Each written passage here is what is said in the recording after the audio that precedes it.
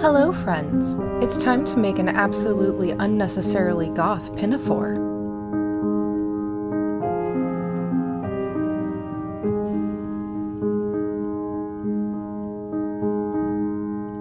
I started by cutting out a lining that didn't work out. More on that later.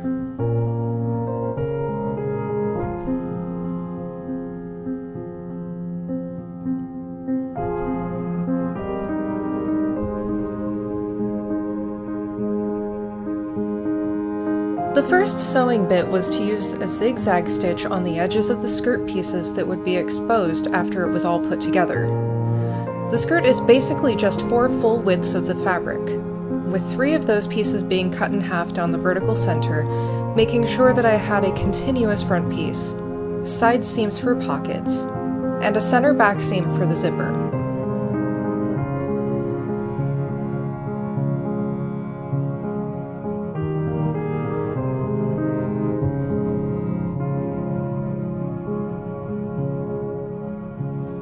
Once the raw edges were finished, I marked the pocket placement and pinned them down.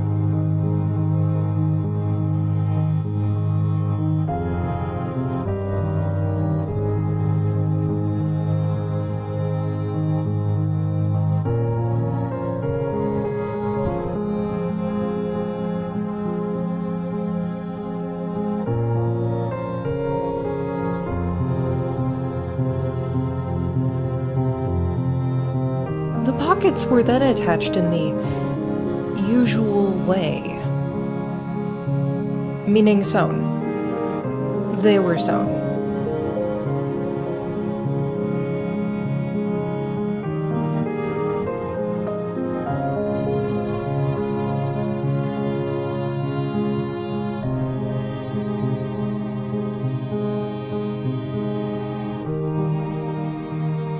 Then I pressed the pockets toward the side seam allowance.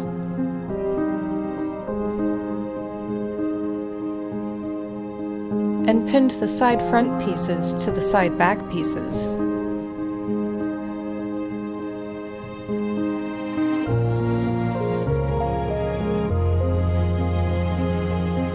And stitched the side seams together.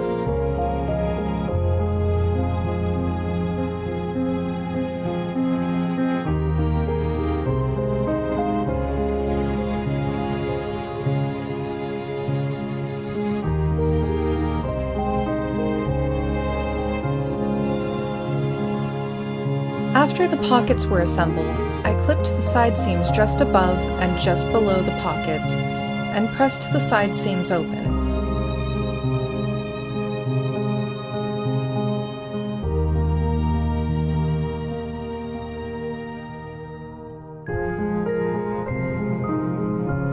Then I stitched the rest of the skirt seams, leaving the center back open.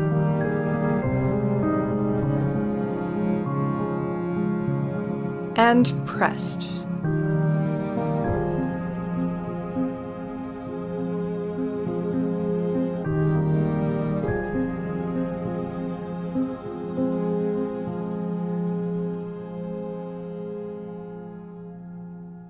This part was a waste of thread. Not only was it too much fabric to gather neatly onto the bodice, but the thread also snapped when trying. 0 out of 10, do not recommend.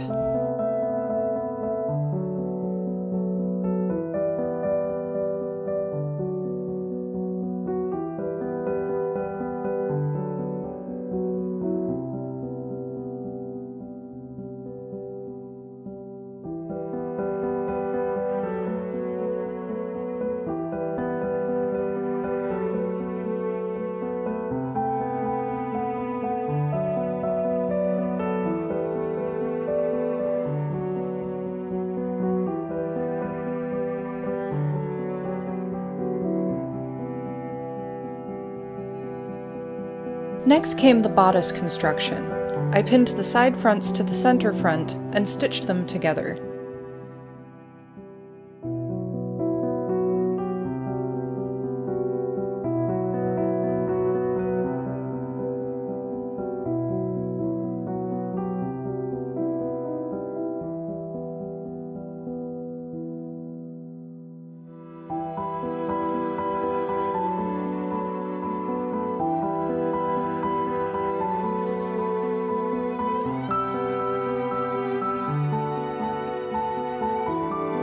Then I clipped the curves and pressed the seams open over a tailor's ham.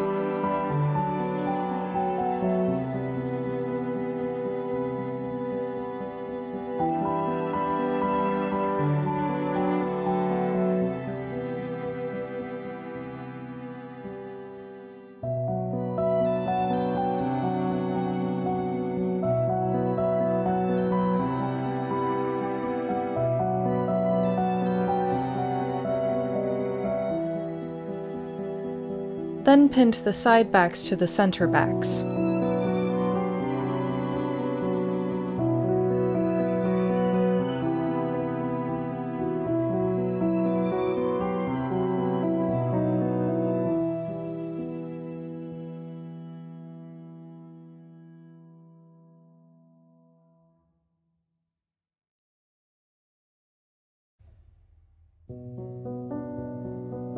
And stitched.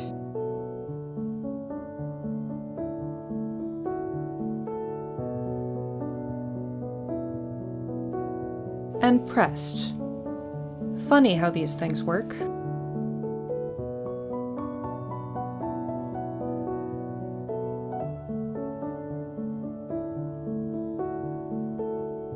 Then I did the same, attaching the fronts to the backs.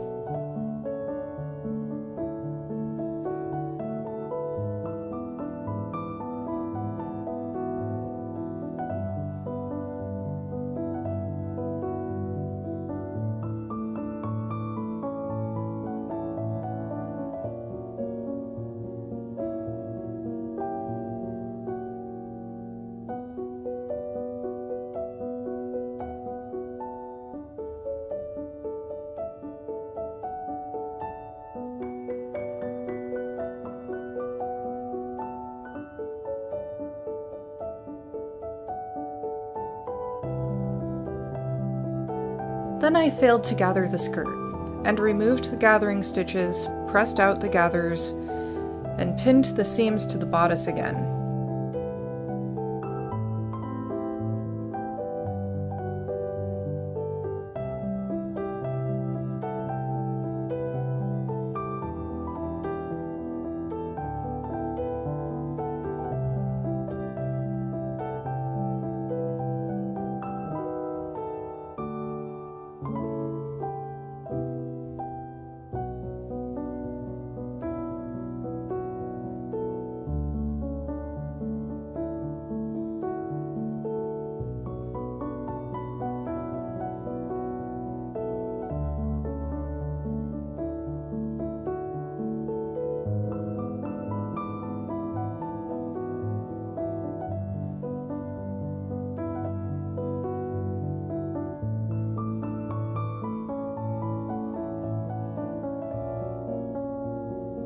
I decided to try some randomized pleating, which I've never tried before, and I'm not even sure it's a thing. But it's what I did.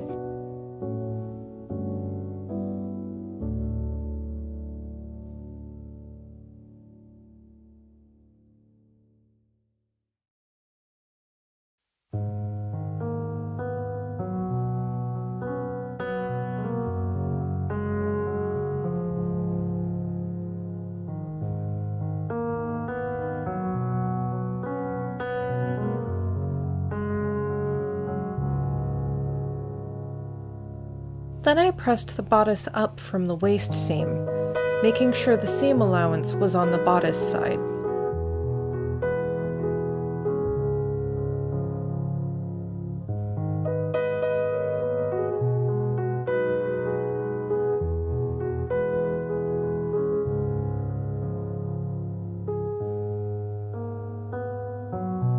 I basted the zipper to the center back edges and stitched it down.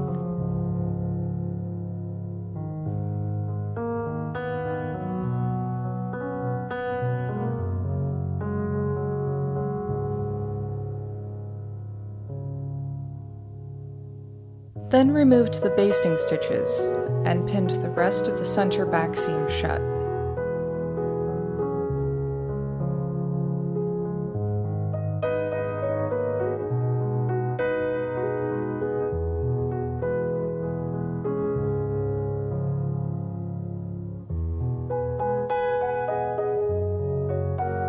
After the pinning comes the stitching, as per the usual.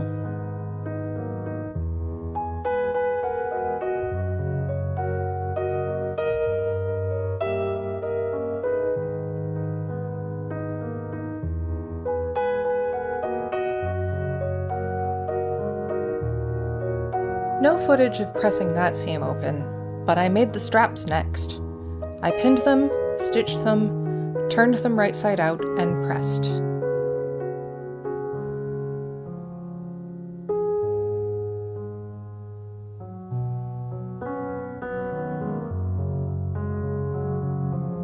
Then there was that failed lining, which I filmed all the same steps you'll see later, but couldn't do the hand stitching because the waist edge wasn't lining up with the waist of the outer bodice layer.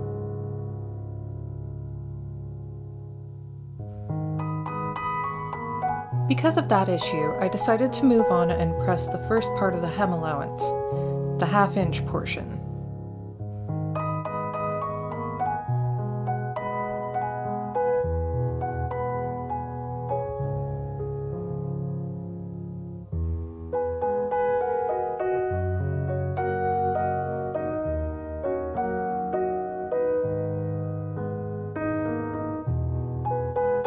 After that, I tried it on to see exactly how much I would need to take it up by.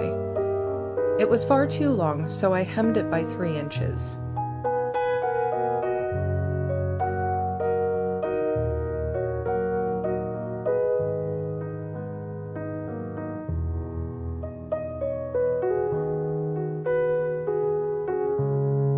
Then I hand basted the hem allowance in place.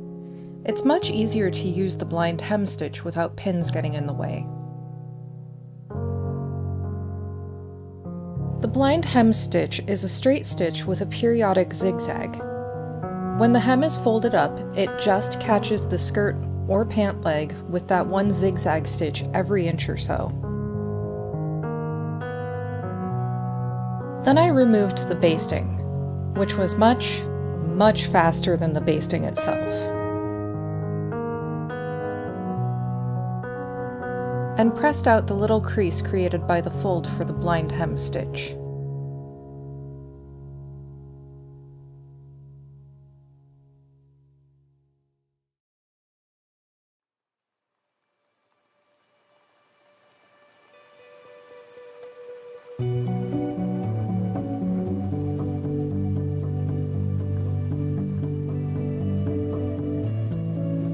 Then I cut the pieces for the new lining, and stitched, clipped, and pressed everything just like with the outer bodice, with the exception of pressing the center back edges in by 5/8 of an inch, and pressing the waist edge up by 1/2 an inch.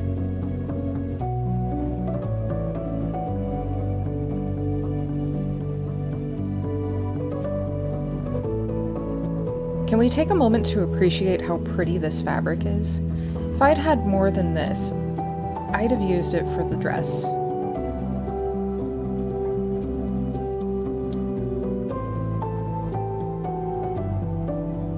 Then the lining was stitched to the top edge of the bodice, with the straps already pinned in place.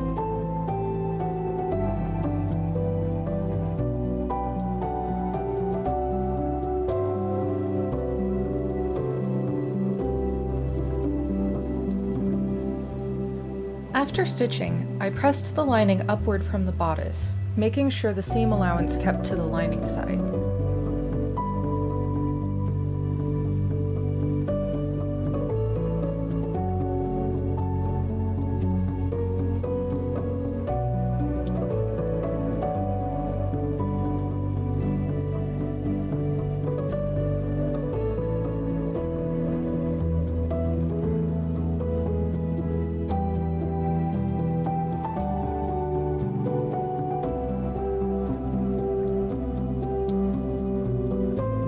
Then it was understitched and pressed back down to the inside of the bodice.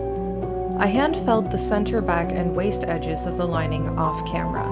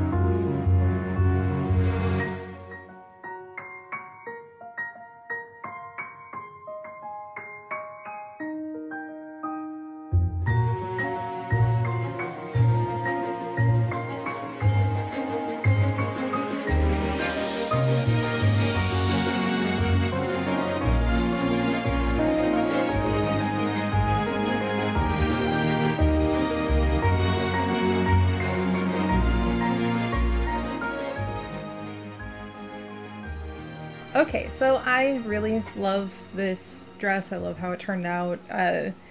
The overall silhouette of it, especially with this particular blouse. It's the countryside blouse from Truly Victorian. With this blouse, I feel like it almost has kind of a 17th century look. I like it. Clearly I couldn't keep that wig on because Los Angeles in summer is absolutely insufferable. Had things gone as planned, it would have ended up maybe taking about a day and a half to 2 days rather than 3 days. Maybe up to a day and a half with all of the hand stitching, or up to 2 days with all the hand stitching I needed to do. I think it turned out really nice. If you enjoyed the video, like, comment, subscribe. It all helps the numbers. And I'll see you next time when I come back with Edwardian stuff. I am done with this.